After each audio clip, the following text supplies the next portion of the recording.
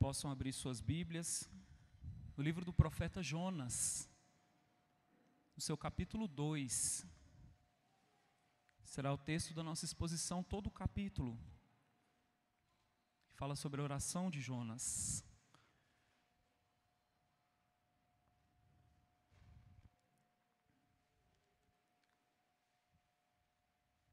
Jonas, capítulo 2.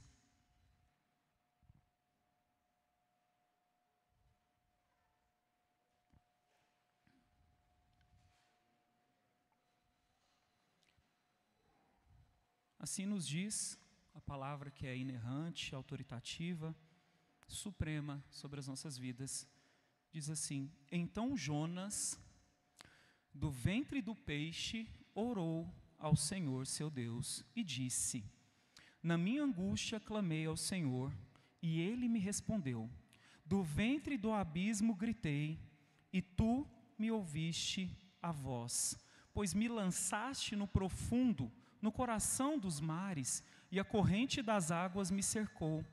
Todas as tuas ondas e as tuas vagas passaram por cima de mim.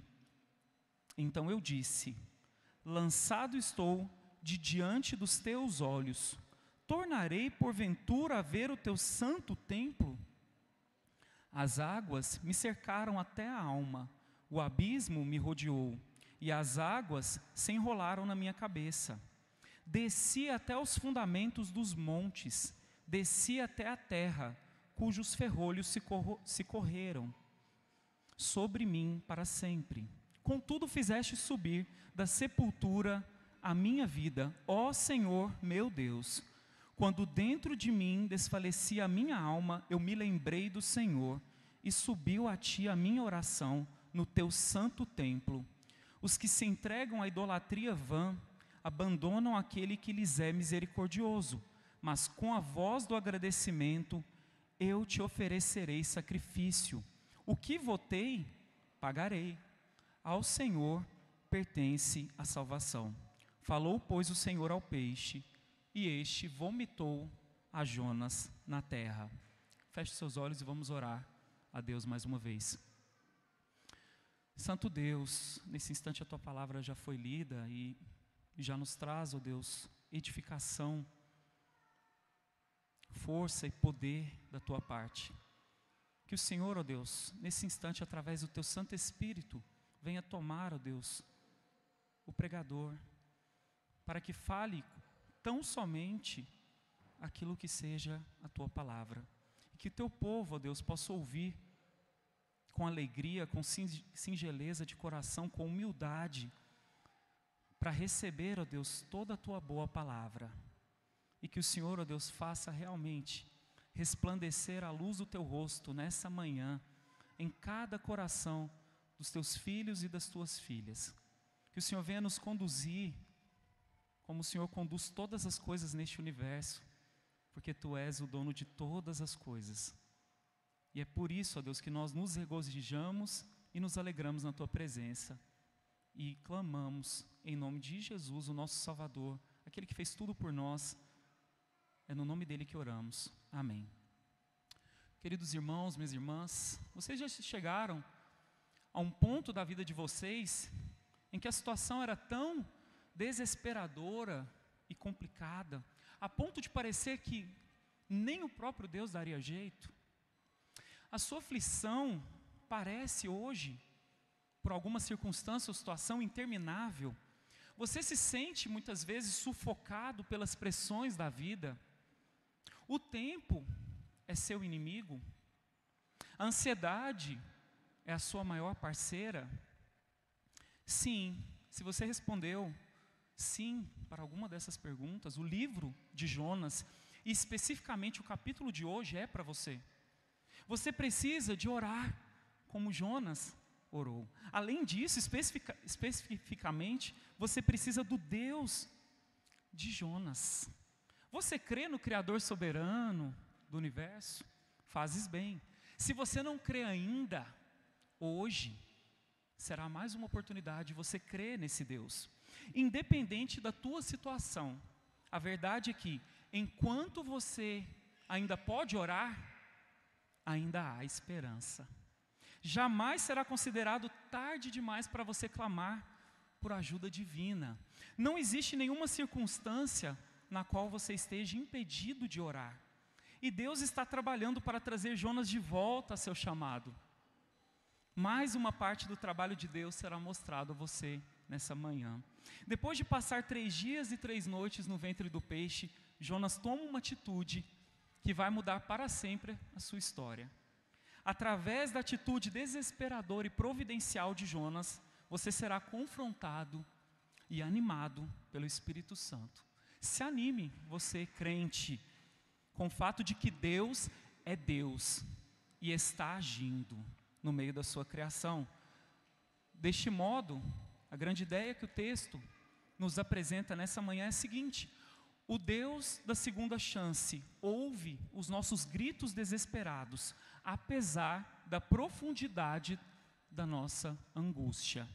E vamos trabalhar esse texto com alguns pontos. E o primeiro deles vai dizer o seguinte: a oração respondida atinge as profundezas do nosso sofrimento. Vamos ler novamente, leia na sua Bíblia os versículos 1 e 2 comigo. Diz assim: então Jonas, do ventre do peixe, orou ao Senhor seu Deus e disse: na minha angústia clamei ao Senhor e Ele me respondeu. Do ventre do abismo gritei e tu me ouviste a voz. Meus irmãos, Jonas finalmente ora. Depois de algum tempo, depois de várias coisas que já se passaram, ele ora. Aqui é o primeiro diálogo dele com Deus após a sua tentativa de fuga. E que oração, meus irmãos. Logo no começo, algo digno de nota. Ele usa uma expressão, ele fala seu Deus. Ele orou ao Senhor, seu Deus. Podemos comparar e notar uma diferença entre essa oração, esse início de oração, e a oração dos pagãos no capítulo 1, versículo 14, que nós já vimos. Lá eles clamaram Senhor, o Senhor Yahvé. Porém aqui há um atributo que indica relacionamento que Jonas tinha, algo diferente. Ele tinha intimidade, ele reconhecia o Deus Todo-Poderoso. Ele usa a expressão aqui no hebraico que é Elohim. Com isso ele traz aos seus ouvintes originais e a nós hoje algo a mais sobre o Senhor Yahvé. Essa expressão aponta para o poder, a força e a majestade de Deus. Jonas está orando a um Deus que lhe é familiar. Por mais que ele estivesse um pouco afastado e longe, esse era o Deus da aliança. E esse Deus lhe era familiar. Para Jonas, a oração nesse instante foi um meio de reconhecer a ação de um Deus que é pessoal e que está dirigindo todas as coisas, incluindo o seu próprio sofrimento. O Matthew Henry, um comentarista, ele diz assim: enquanto continuamos a viver, precisamos continuar orando. Enquanto continuamos a viver, precisamos continuar orando. E Jonas compreendeu isso. Talvez você pode pensar tardiamente ele compreende isso, mas ele compreende. E você? Você está compreendendo isso? Que sem oração, nada vai acontecer da maneira como Deus quer? Você precisa de orar. Você se pega orando, como as Escrituras dizem, orando sem cessar, o tempo todo, em espírito de oração? Ou você está esperando literalmente a casa cair, tudo dar errado, para você finalmente orar? Tristemente, muitas vezes nós agimos assim. Nós esperamos tudo dar errado. Eu tento de todas as maneiras com a minha própria força e com a minha mão. E quando eu vejo que não há mais saída, eu oro. A boa notícia é que nunca, não haverá nenhum momento impróprio para a oração. Não espere chegar um momento perfeito, um momento em que a sombra está batendo sobre você e você está tranquilo, tomando algo refrescante. Aí você fala, agora eu vou orar, que está tudo bem, está tranquilo, as coisas estão indo bem, eu vou orar. Na verdade não, porque quando as coisas estão bem, via de regra, não oramos. Via de regra, você só ora quando a situação aperta. Mas você pode orar, e não há momento impróprio para orar, simplesmente ore. A oração precisa ser o seu primeiro e o último recurso, e não apenas o seu último recurso, como nós fazemos. Comece a orar. Clame a Deus, chore diante de Deus, apresente a Ele a sua súplica, e isso com fé. Não duvide por um segundo da bondade de Deus.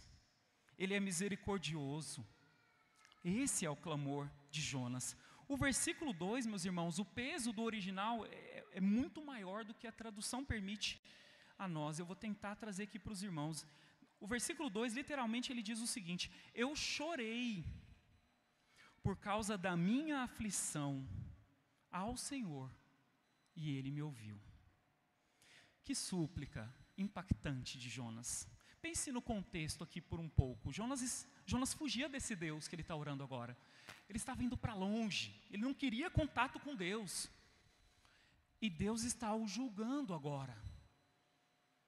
Deus está trazendo juízo para ele.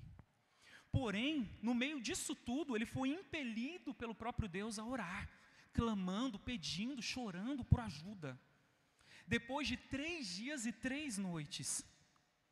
E isso, meus irmãos, diz mais a respeito de Deus, do caráter de Deus, do que do próprio Jonas. A fidelidade de Deus, as suas promessas, é digno de nota. Deus é o Deus das promessas, é o Deus que cumpre as suas promessas. Deus tinha um plano soberano de salvação e contava com o seu profeta. Entretanto, diante da teimosia do profeta, em vez de abandoná-lo, o Senhor vai atrás dele, move circunstâncias e pessoas, a fim de trazê-lo de volta para si próprio. Jonas deixa bem claro que a sua situação aqui, meus irmãos, é nada confortável. As condições não são favoráveis. Ele diz aqui: do ventre do abismo gritei. Literalmente, das profundezas do inferno. O peso aqui é a situação extremamente complicada que ele vivia. Aqui ele está expressando o seu sentimento em relação à sua própria situação. É um momento de intenso sofrimento para Jonas. Porém, mais uma vez, ele exclama com confiança. Ele fala assim: tu me ouvistes a voz. Essa é uma oração que mescla angústia e confiança. Ela lembra vários salmos. Você que já teve contato com algum salmo, eu creio que vários deles você já leu, você sabe do que eu estou dizendo. Muitas vezes os salmistas chegam angustiados a Deus. Eles chegam sem entender o que está acontecendo. Eles põem o coração para fora. Mas eles falam: o Senhor está aqui, o Senhor está me ouvindo. Um comentarista, David Guzik, ele diz assim: Jonas sabia que Deus o estava ouvindo antes que a resposta viesse. Isso mostra que Jonas tinha fé e que Deus pode nos dar uma paz total e certeza de que nossas orações foram respondidas antes mesmo que a resposta real venha. É a convicção que você, crente, pode ter, que Deus já te respondeu, antes mesmo da confirmação, ou de você ver realmente a resposta de Deus. A confiança de Jonas, mesmo alguém relutante, eu quero que vocês saibam que Jonas está lutando consigo mesmo ainda. Ele teve no Senhor. Deve servir de modelo para as nossas orações. Eu creio que hoje, no contexto que nós vivemos, nós clamamos, nós gritamos a Deus, nós lamentamos, nós choramos muito pouco. E muitas vezes nós não sabemos o que está acontecendo com a nossa geração. Será que nós achamos que vamos dar jeito em tudo? Será que não temos nada o que pedir a Deus, o que suplicar a Deus, o que clamar a Deus? Por que nós oramos tão pouco? Por que dependemos tão pouco de Deus? Normalmente nós agimos assim, eu sei que você age assim também. Você tenta resolver tudo. A ciência está aí, tudo certo. E quando dá errado, Você pensa, é só fazer de outra maneira, é só mudar aqui alguma coisinha. É tudo uma questão de ajuste. Se eu ajustar e colocar no eixo correto, vai dar tudo certo. Meus irmãos, Jonas era cheio de soluções. Nós vimos até aqui a sua história. Ele era um homem que estava cheio de ideias, cheio de soluções. Primeiro ele fugiu para longe, pega um barco, ele dorme no porão, ele não quer ser incomodado, ele sabe o que está fazendo. Terceiro, ele pede para ser lançado no mar. Contudo, o Deus Todo-Poderoso está conduzindo a história de tal forma para que Jonas chegasse a esse momento que nós estamos aqui, sem nenhuma solução. Jonas está sem saída. Ele não tem para onde correr. Logo ele se depara com algo maravilhoso. Havia uma coisa apenas que Jonas podia fazer. E ele fez: orar. Ele chegou no fundo do poço. Não tinha mais nada. Mas uma coisa ele podia fazer. Ele podia orar. A sua angústia aqui, a angústia que se passava no coração de Jonas, é a angústia de alguém que está lutando consigo mesmo. O peso de tudo que estava acontecendo estava sobre ele. Ele sabia o que ele fez. O peso daquilo que ele tinha feito, porém a sua oração é de gratidão pelo livramento. Ele sabe que Deus já respondeu a ele. Pelo livramento da morte e pela sua iminente libertação. E você, meu querido irmão e minha irmã, nessa manhã, você está passando por intensas lutas? Ore. Você está com dúvida e medo? Não sabe o que fazer, o que escolher? Ore. Sente que a sua alma está cercada, que você está numa teia de problemas? Ore. Ore antes, ore durante e ore depois. Mesmo que você imagine ser tarde demais. Jonas está aí para lhe provar que nunca é tarde demais para orar. Quer mais um incentivo? O salmista nos diz o seguinte: para onde me ausentarei do teu espírito? Para onde fugirei da tua face? Se subo aos céus, lá estás. Se faço a minha cama no mais profundo abismo, lá estás também.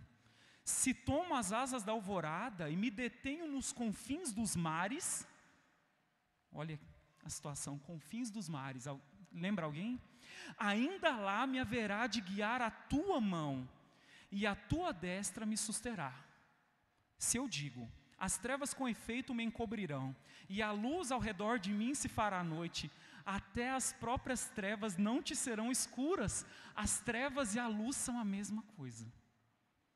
Salmo 139, 7 a 12. Você pode orar. Você pode orar com convicção, porque você não consegue fugir da presença de Deus. Ele vai estar lá. Eu não sei que abismo você se encontra. Eu não sei qual é a tua dificuldade, qual é o teu problema, mas eu sei de uma coisa: você pode orar. As Escrituras e o texto avança, e ele nos traz uma segunda questão, que diz assim: a esperança, ela vem de compreender a mão do Senhor na disciplina administrada. Vamos ler aqui os versículos 3 e 4, leia aí na sua Bíblia. Pois me lançaste no profundo, no coração dos mares, e a corrente das águas me cercou. Todas as tuas ondas e as tuas vagas passaram por cima de mim. Então eu disse: lançado estou de diante dos teus olhos, tornarei porventura a ver o teu santo templo? Jonas segue sua oração, deixando claro que finalmente compreendia uma grande verdade, que a mão do Senhor estava promovendo a sua disciplina, e que isso era prova da misericórdia bondosa de Deus. Ele cita expressões que remetem aqui à soberania de Deus sobre a sua situação. Ele fala assim: tu, Senhor, me lançaste. Todas as tuas ondas e as tuas vagas me cercaram. Não há acasos aqui, não há enganos. Deus faz o que quer, da maneira que quer. Ele é suficiente, Ele é poderoso para realizar tudo conforme a sua própria vontade. Jonas também, meus irmãos, reconhece que a disciplina é severa.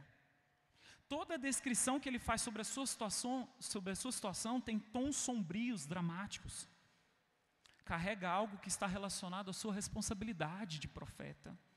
Aquela que ele renegou. Ele diz assim: me lançaste no profundo, no coração dos mares. São expressões que indicam a dureza da disciplina que Jonas sofria. Porém, há um profundo amor nisso. Jonas certamente pensou: até aqui a ficha caiu. E ele pensa o seguinte quando ele está orando: Deus não me quer morto, como eu mesmo desejei para mim. Ele pediu: me lancem ao mar. Meus irmãos, Jonas já tinha entregado, acabou. Eles vão me lançar no mar, eu vou morrer. Mas aí ele pensa: o Deus Todo-Poderoso não me quer morto. Ele quer tratar o meu coração duro, para que eu seja aquilo que Ele quer que eu seja.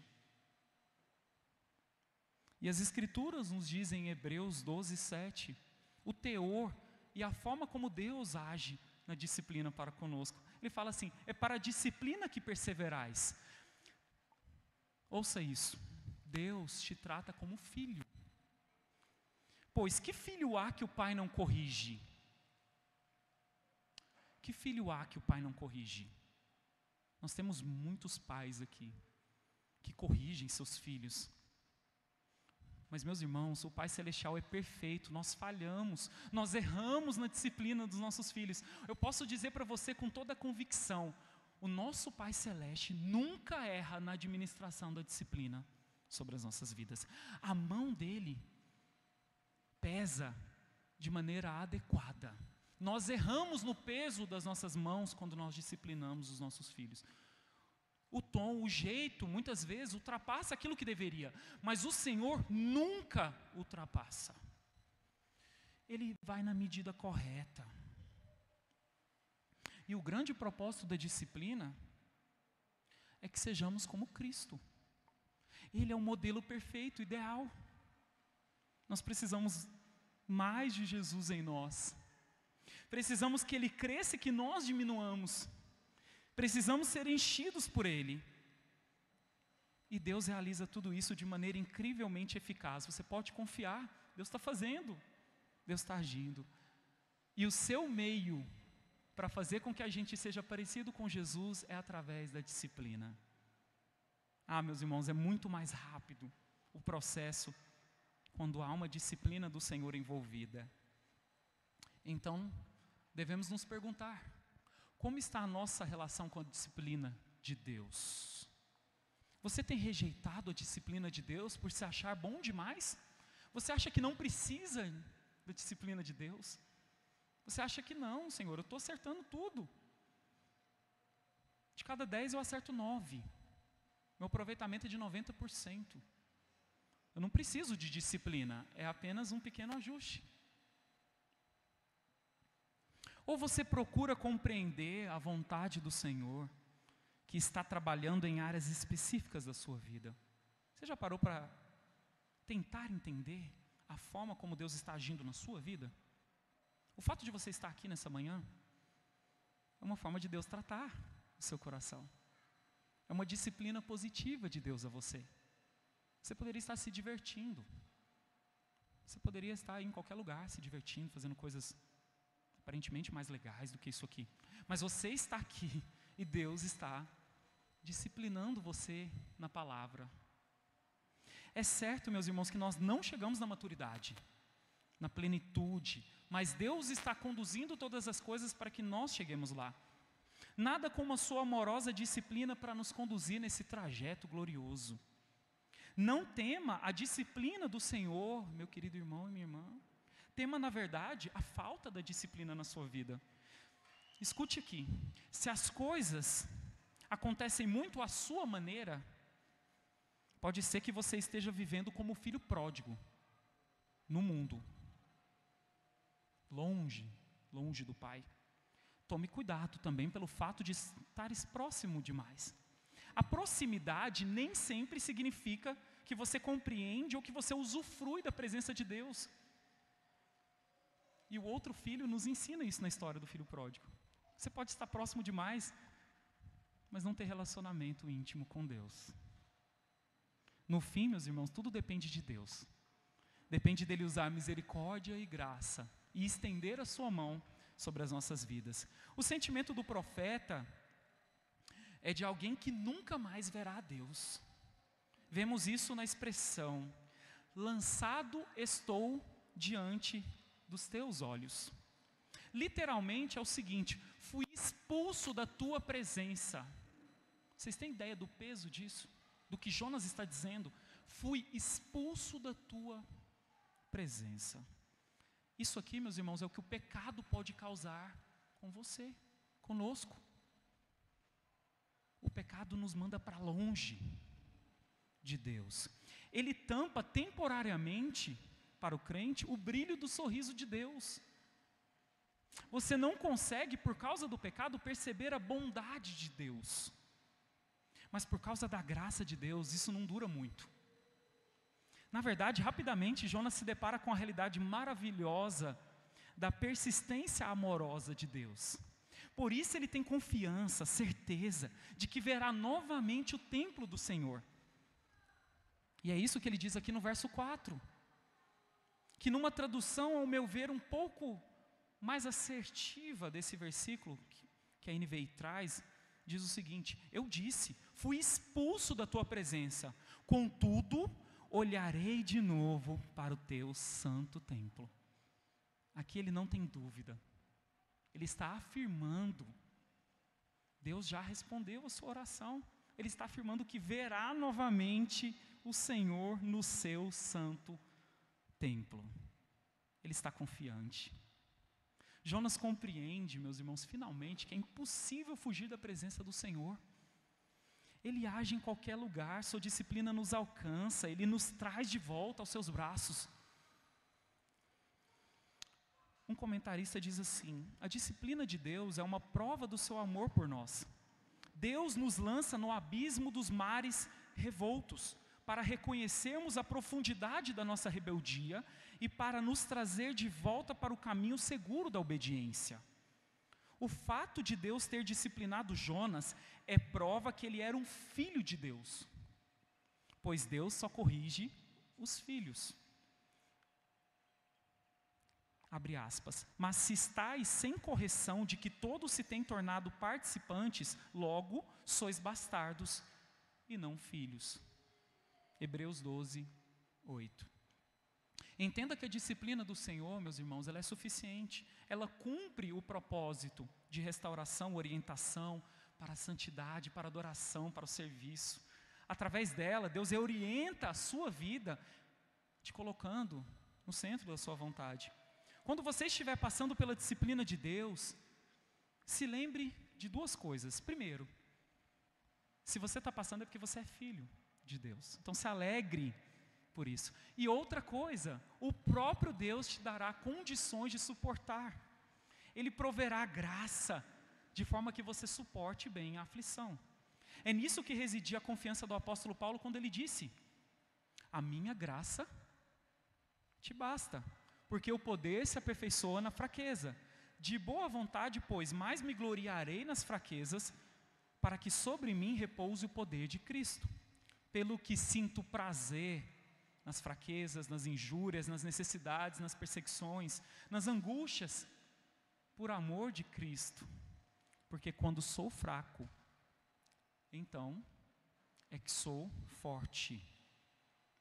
Ele diz isso à igreja de Corinto, capítulo 12, os versículos 9 e 10. Que Deus, meus irmãos, que Deus nos faça amadurecer. Nós precisamos ver mais sua providência atuando através da disciplina. Jonas, depois de muito sofrer, percebeu a mão bondosa de Deus. E você? Você está conseguindo ver a mão de Deus na tua vida, conduzindo as coisas, incluindo a disciplina que você sofre? Um terceiro aspecto que o texto nos aponta é o seguinte: a grandiosidade da libertação corresponde à desordem e à desesperança do poço. Vamos ler os versículos 5 e 6 novamente. As águas me cercaram até a alma, o abismo me rodeou, e as águas se enrolaram na minha cabeça. Desci até os fundamentos dos montes, desci até a terra, cujos ferrolhos se correram sobre mim para sempre. Contudo fizeste subir da sepultura a minha vida, ó Senhor, meu Deus. Jonas realmente, insistentemente tentou fugir de Deus. Essa tentativa de fuga, meus irmãos, levou Jonas aos lugares mais baixos, do mais profundo abismo, geograficamente e espiritualmente. Ele estava cercado. O cerco de Deus é poderoso. 3 palavras nos ajudam a entender o cerco de Deus, com vivacidade. Cercaram, rodeou e enrolaram. Você já passou por situação assim? A sensação que você tem numa situação dessa é que quanto mais você se mexe, ou seja, você tenta dar um jeito, mais as coisas pioram. Mais embaraçado fica. Mais para o fundo do poço você vai. Uma pessoa que está endividada é um exemplo disso. Imagina a pessoa seguinte, ela tem uma dívida. Aí ela não consegue pagar essa dívida, ela pega um empréstimo. Mas aí ela não consegue pagar o empréstimo, porque ela ainda está enrolada, e a dívida cresce. Aí quando ela vê, ela já está recorrendo a um agiota. E aí para alguns que estão nessa situação, literalmente é o fim. E antes de orar, meus irmãos, Jonas tentou dar um jeito. Provavelmente ele passa 3 dias e 3 noites pensando que jeito ele poderia dar. Talvez Jonas poderia ser como nós brasileiros. O brasileiro tem a característica de jeitinho para tudo. Mas a sua teimosia o conduzia a caminhos cada vez mais baixos, era uma descida mortal. A desobediência leva o homem à ruína completa, podendo levá-lo à morte. Esse é o quadro que nós temos aqui. O comentarista diz assim: quando Jonas se dispôs a fugir da presença do Senhor, ele começou uma longa descida em sua vida. Primeiro, ele desceu de Gat-Hefer, sua cidade natal, nas montanhas da Galileia, para Jope, às margens do mar Mediterrâneo. Desceu de Jope para o navio. Desceu do navio para o porão. Do porão, desceu para o mar. Do mar, desceu para o ventre do grande peixe. E Jonas faz a sua última escalada rumo ao abismo. Vejamos, desci até os fundamentos dos montes, desci até a terra, cujos ferrolhos se correram sobre mim para sempre. Essa expressão aqui, fundamentos dos montes, ela só aparece aqui no texto de Jonas em todo o Antigo Testamento. Provavelmente se refere aos sopés das montanhas, os quais se estendem até o leito do mar. Jonas tentou escapar de Deus para longe através do mar, mas Deus o fez descer, o fez fazer uma viagem para as partes mais profundas do mar. Mas há algo, meus irmãos, maravilhosamente espantoso aqui. A grandiosidade do poder de Deus está em ação. No meio da desordem e da desesperança de Jonas, uma luz brilha. Quando você pensa que tudo acabou, Deus está lá. Corrie ten Boom, após passar por privações no campo de concentração nazista, disse o seguinte: não há poço tão profundo que a misericórdia de Deus não seja mais profunda ainda. Não há abismo tão grande onde a graça de Deus não nos alcance. Quando chegamos ao fim da nossa linha, ainda está lá a mão de Deus, e ela se estende para nos resgatar. Quando chegamos ao fim dos nossos recursos, os celeiros de Deus ainda continuam abertos para nós. A necessidade extrema do homem é apenas mais uma oportunidade para Deus agir. E Deus, meus irmãos, interrompe a descida vertiginosa e mortal de Jonas.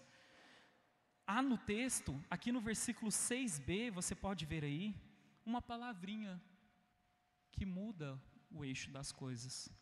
Fala assim, ó, contudo, fizeste subir da sepultura a minha vida. Era humanamente impossível Jonas sair dessa situação. Não tinha o que fazer, não tinha mais recursos. Porém, a vontade soberana de Deus foi executada. O Deus apresentado aqui em Jonas, meus irmãos, é o mesmo Deus de hoje. Deus não mudou. Qual é o seu abismo? Qual é o seu abismo profundo? São problemas na família, vícios, um casamento com problemas, filhos difíceis, o seu próprio coração. Tudo isso junto. Não fuja de Deus, mas fuja para Deus. Corra para Ele. Uma quarta situação que o texto nos aponta é o seguinte: o arrependimento promove compromisso renovado e ações de graça. Isso nós vamos ver aqui nos versículos 7 e 9. Leia aí na sua Bíblia. Quando dentro de mim desfalecia a minha alma, eu me lembrei do Senhor. E subiu a ti a minha oração no teu santo templo. Os que se entregam à idolatria vã, abandonam aquele que lhes é misericordioso. Mas com a voz do agradecimento, eu te oferecerei sacrifício. O que votei, pagarei. Ao Senhor pertence a salvação. Deus está conduzindo o seu profeta ao arrependimento. Vocês perceberam o rumo da história? Para onde Deus está conduzindo esse homem? Um homem duro. Um homem que acha que sabe tudo. Que quer conduzir a sua vida à sua maneira. Deus está bondosamente conduzindo esse homem ao arrependimento. E Ele usa, meus irmãos, as suas memórias, as memórias de Jonas, para lembrar quem ele é. Antes de chegar ao seu último suspiro, Jonas se lembra do Senhor, seu Deus. Que doce lembrança. Ele se lembrou do Deus da aliança. A Bíblia nos ensina a fazer o mesmo que Jonas. Lançar mão das boas memórias. Não há nada melhor para lembrarmos do que as promessas de Deus em sua palavra. Meus irmãos, você pode ler qualquer coisa nesse mundo, mas não há nada mais confortante, edificante, que realmente atinge o mais profundo do nosso coração do que a palavra de Deus e as suas promessas. Não tem nada mais do que a palavra de Deus para atingir o nosso coração. Jonas, meus irmãos, tinha conhecimento de Deus. Os salmos estavam na mente de Jonas, particularmente no seu coração. Outro profeta, Jeremias, viu a cidade de Jerusalém saqueada, ferida, seus jovens sendo mortos à espada, os velhos pisados pelas ruas, e uma nuvem obscura se formou sobre sua cabeça. Mas ele disse o seguinte: quero trazer à memória o que pode me dar esperança. Lamentações de Jeremias 3, 21. O que você faria nessa situação? Seja na situação de Jonas, seja nessa situação brevemente apresentada do profeta Jeremias. O que você faria? O que você faria se fosse você no ventre do peixe? Talvez você estivesse murmurando. Talvez você estivesse reclamando. Mas Jonas se lembra de textos bíblicos. E ele começa a falar esses textos. O Senhor o fez lembrar. Agora, não tem como você se lembrar de algo que você não viveu ou fez. Somente aqueles que têm um relacionamento ativo com Deus, de leitura da sua palavra, terão como recorrer a essa mesma palavra no meio da angústia. Você está vivendo com Deus?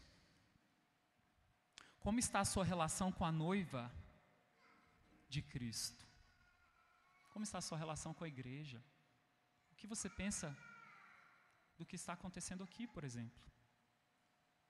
Jonas, meus irmãos, se lembrou das promessas de Deus e ele orou.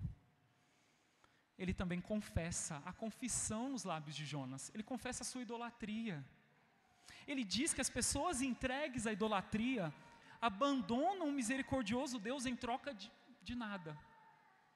Vaidade. Era o caso dele. Será que é o seu caso? Será que você está trocando Deus por ídolos, que no fim não são nada? Não podem fazer nada por você? Lembra da oração dos marinheiros pagãos? Cada um clamava ao seu Deus. E o que esse Deus fez por eles? Nada. Porque os ídolos não podem te ouvir. Eles não podem agir. No caso de Jonas, 2 ídolos específicos atuavam fortemente em sua vida. É o que o texto nos indica. O primeiro ídolo de Jonas era o nacionalismo extremo, exagerado. Ele levou tão a sério a sua nacionalidade, a ponto de desobedecer uma ordem direta de Deus. Ele não queria levar a mensagem de Deus a inimigos da sua querida nação. O segundo ídolo de Jonas era sua própria reputação de profeta. Eu não vou entrar em maiores detalhes, porque isso vai ser pregado. Está registrado lá no capítulo 4, verso 2. Mas em suma, Jonas fica magoado pelo fato dele pregar o juízo, mas Deus conceder misericórdia aos ninivitas. Mas Jonas, meus irmãos, recobra a sua lucidez. Ele sabe no fundo que a idolatria é loucura. É um atentado contra Deus. Por isso ele confessa abertamente isso ao Senhor. Ele não tenta se justificar. Ele apenas confessa. Calvino diz que o nosso coração é uma fábrica de ídolos. E ele estava certo com relação a isso. A questão, meus irmãos, não é se você tem ídolos, mas é saber quantos eles são. Para então você confessar. Você fala: Senhor, eu te abandono por luxo, por conforto. E o salmista, dentro desse mesmo espírito, ele diz o seguinte: sonda-me, ó Deus, e conhece o meu coração, prova-me e conhece os meus pensamentos, vê se há em mim algum caminho mau, e guia-me pelo caminho eterno. Se pergunte agora, quais são os seus ídolos? É o conforto? É a tecnologia? O seu celular? A ciência, dinheiro, trabalho, status, fama? Pergunte a si mesmo, qual desses ídolos ou quais eu tenho servido em detrimento de Deus? Quando servimos aos ídolos, Jonas diz, nós somos ingratos a Deus. Há uma ingratidão de nossa parte quando nós servimos aos ídolos e não a Deus, visto que Deus fez todas as coisas. Tudo é de Deus. Tudo que você vê, tudo, o mundo, o universo, tudo é de Deus. Os recursos são da providência maravilhosa de Deus. Tudo que você tem na sua vida, as coisas que você usa no seu dia a dia, são recursos da maravilhosa graça de Deus. Portanto, é ingrato e terrivelmente abominável você adorar a criatura, pessoas, ou a própria criação, suas coisas, seu celular, sua casa, ao invés do Criador.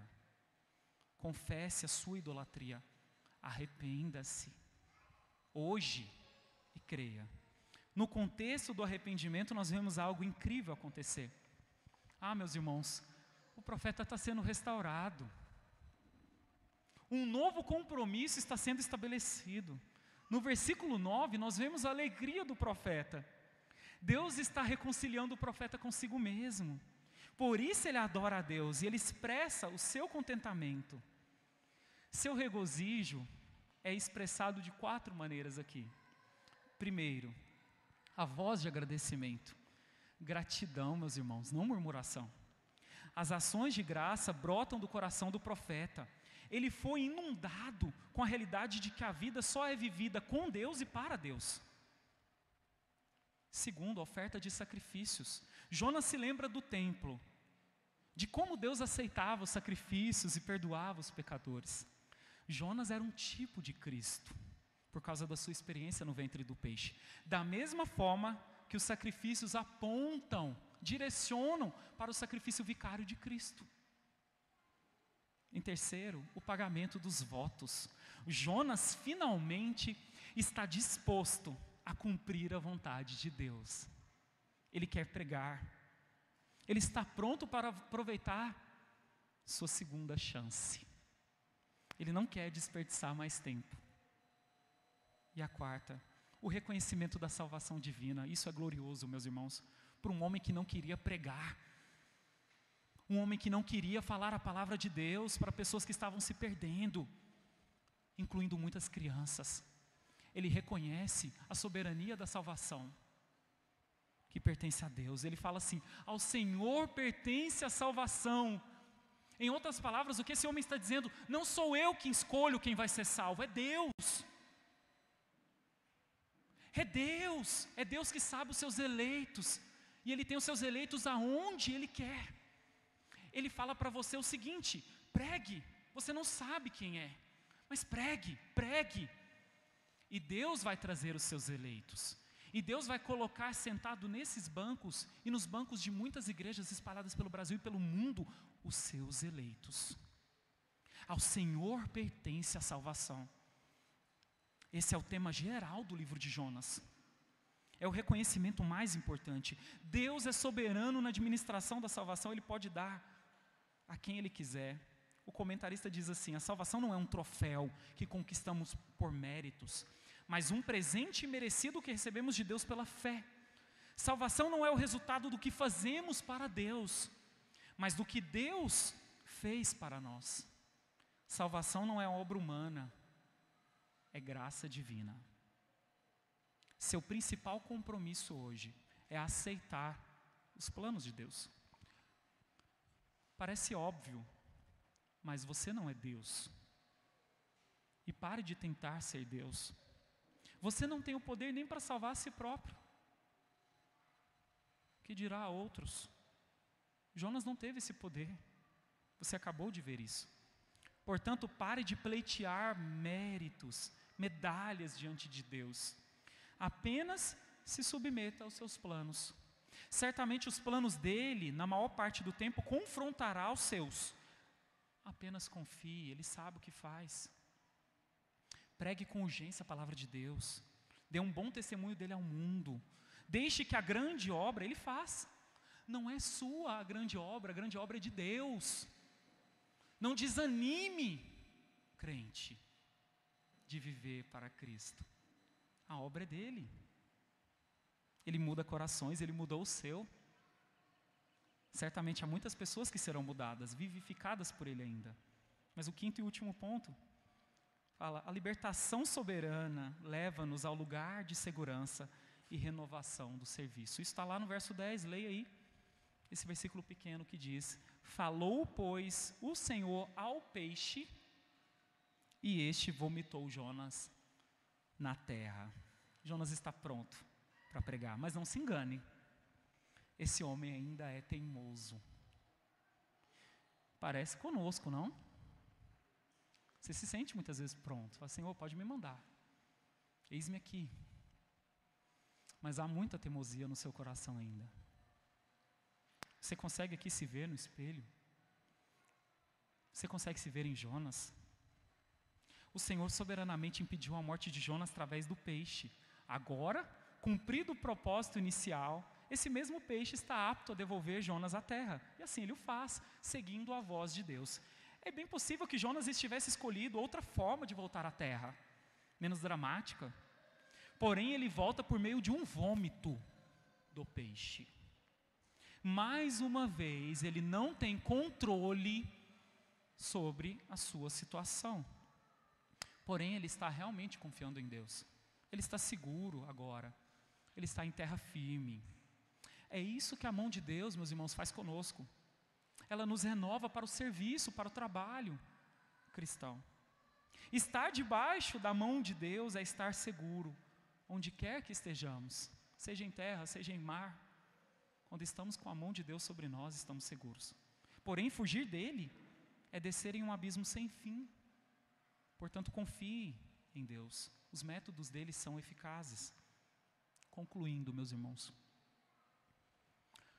um poema de William Cowper se encaixa bem com a oração de Jonas e o texto de hoje. O poema diz assim: Deus se move de formas misteriosas para realizar suas maravilhas. Ele imprime suas pegadas no mar e cavalga sobre a tempestade.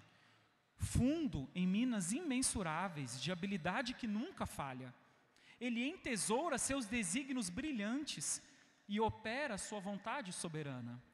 Vós, santos medrosos, renovai a coragem. As nuvens que tanto temeis são grandes em misericórdias e irromperão em bênção sobre as vossas cabeças. Não julgue o Senhor com débil entendimento, mas confie nele para a sua graça. Por trás de uma providência carrancuda, ele oculta uma face sorridente. Seus propósitos amadurecerão rapidamente, desvendando-se a cada hora. O botão pode ter um gosto amargo, mas a flor será doce. A incredulidade cega certamente errará e esquadrinha sua obra em vão. Deus é seu próprio intérprete e ele o tornará claro. A nossa vida, meus irmãos, ela faz um paralelo com a vida de Jonas. Deus nos chama, porém nos rebelamos contra a vontade de Deus. Nós tentamos fugir, a qualquer custo. Fazemos de tudo para nos esconder, até o momento em que a sua soberana providência nos alcança. E que maravilha ser alcançado por Deus. Que maravilha. Por mais amarga que seja a disciplina de Deus, ela é bem menor que o nosso pecado merece. Ele age como um pai na disciplina de seu filho. Ele demonstra um amor incondicional e ilimitado. Você tenta todos os dias, mas não consegue escapar do amor de Deus. Não importa a profundidade do abismo que você se encontra. Não importa se o seu coração está profundamente angustiado. Do meio do seu sofrimento, grite a Ele. Ele está lá para ouvir a sua oração. Se arrependa dos seus maus caminhos, da idolatria que brota no seu coração enganoso. Não há um mau momento para orar. Lance mão da oração em todo o tempo. Reconheça que a salvação vem de Deus. Ele escolhe quem Ele quer, quando quer. Deixe Deus ser Deus. Ele é o único ser plenamente soberano. Suas escolhas são livres e boas. Saiba que Ele é bom. Tão bom a ponto de não deixar você à mercê do seu próprio coração. Ele não deixa você lançar da sua própria sorte. Do profundo do abismo, Ele te chama, te dá uma nova chance. Ah, meus irmãos, Deus ama conceder novas oportunidades. Se você está aqui, é prova disso. Novas oportunidades Deus está te dando. Aproveite, portanto, o dia que se chama hoje para honrar a Deus. Adore o Criador de tudo, olhe para Jesus. O sangue dele foi derramado para a sua purificação. Sua nova vida também depende do Espírito Santo. Ele convence você do seu pecado que diariamente você comete. Ele age dentro de você, fazendo você se humilhar e clamar a Deus por socorro. E eu finalizo com o terno consolo presente no Salmo 121. Deixe que as palavras do salmista inundem com graça o teu coração. Eleva os olhos para os montes. De onde me virá o socorro? O meu socorro vem do Senhor que fez o céu e a terra. Ele não permitirá que os teus pés vacilem. Não dormitará aquele que te guarda. É certo que não dormita, nem dorme o guarda de Israel. O Senhor é quem te guarda. O Senhor é a sombra à tua direita. De dia não te molestará o sol, nem de noite a lua. O Senhor te guardará de todo o mal, guardará a tua alma. O Senhor guardará a tua saída e a tua entrada desde agora e para sempre. Amém. Que Deus nos abençoe. Fique de pé. Vamos orar a esse Deus Todo-Poderoso. Enquanto isso, a equipe tomará lugar aqui à frente para cantarmos mais um cântico ao Senhor. Confesse, meu irmão. Confesse o teu pecado. Saiba que Deus está lá. Deus está aqui. Deus está te ouvindo. Portanto, ore a esse Deus. Fale com Ele. Vamos orar. Santíssimo Deus, amado, eterno Pai, graças te rendemos, visto que por modo assombrosamente maravilhoso, o Senhor nos formou. O Senhor nos fez no ventre de nossa mãe. O Senhor nos teceu quando nada havia ainda. Pai, as tuas obras são admiráveis. E nós sabemos bem disso. Mas nós somos rebeldes. No fundo nós queremos correr para longe de Ti, nós queremos nos esconder do Senhor. Mas Pai, nós agradecemos a Tua graça soberana que nos encontra. Que maravilhosa graça, é maior que o nosso pecar. É muito maior do que nós. Pai, nós temos o coração grato a Ti, porque o Senhor nos salvou. A salvação pertence ao Senhor. O Senhor pode dar ela a quem o Senhor quiser, e o Senhor a deu a nós. Pai, grande misericórdia e favor do Senhor estendido a nós por meio do Seu Filho Jesus Cristo. Que o Teu povo entenda, Pai, a responsabilidade que o Senhor tem conferido a cada um de nós, e que jamais fujamos, ó Deus, da segunda chance, da nova oportunidade que o Senhor nos dá todos os dias, de orar a Ti, de clamar ao Senhor por ajuda, e de viver para a Tua honra e para a Tua glória. Essa é a oração do Teu povo, na Tua presença, em nome de Jesus. Amém. Vamos cantar.